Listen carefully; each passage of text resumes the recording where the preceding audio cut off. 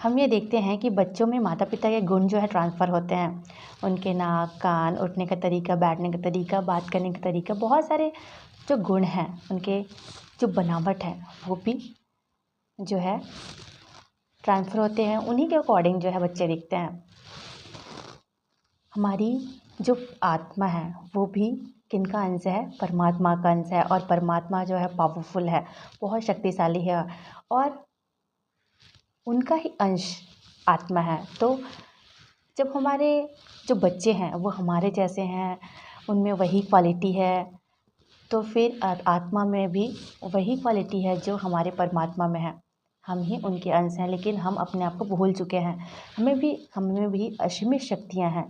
हमारा शरीर तो ये तो 5 तत्वों से बना हुआ है, लेकिन हमारी आत्मा जो है शुद्ध है, पवित्र है, ना कभी मरती है, ना कभी जन्म लेती है। वो तो मात्र देह बदलती है। जिस प्रकार हम एक नए कपड़े को धारण करते हैं, दूसरे पुराने कपड़े को छोड़ देते हैं, तो क्या हमारा नया जन्म हो जाता है? नहीं। इसी प्रकार हमारी जो आत्मा है वो जो है एक शरीर को छोड़कर दूसरे शरीर को धारण करती, दूसरे शरीर में प्रवेश करती है, तो क्या उसका नया जन्म हुआ? नहीं। ये तो उनका एक, जैसे हम कपड़ा चेंज करते हैं, ये आत्मा जो है वैसे ही शरीर को चेंज करती है। कर्मों के बंधन में बंधे हुए होने के कारण ही हमारी जो आत्मा है बार बार जन्म मरण के चक्र में आती है।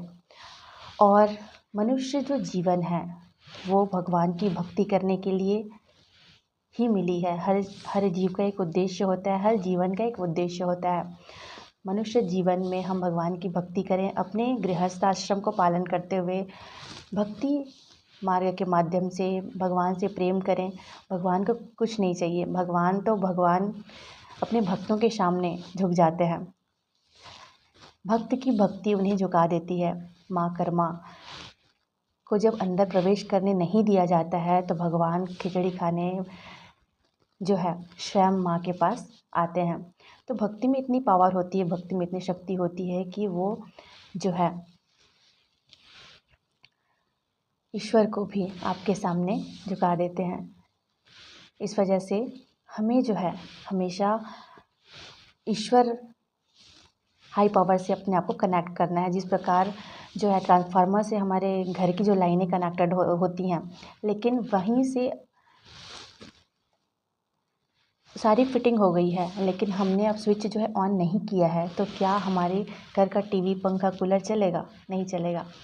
इसी प्रकार हम में वही पावर है, हम में वही शक्ति है जो एक परमात्मा में है, वही हमारी आत्मा में भी है, लेकिन हमें उसे हाई पावर से कनेक्ट करना पड़ेगा, उसका स्विच ऑन करना पड़ेगा, हमें बैठना पड़ेगा, हमें ध्यान करना पड़ेगा और उनसे जो है कनेक्शन स्थापित करना पड़ेगा। तभी वो जो पावर है वो हम में जनरेट होगा और हम उस शक्ति का एहसास कर पाएंगे जो एक परमात्मा में है।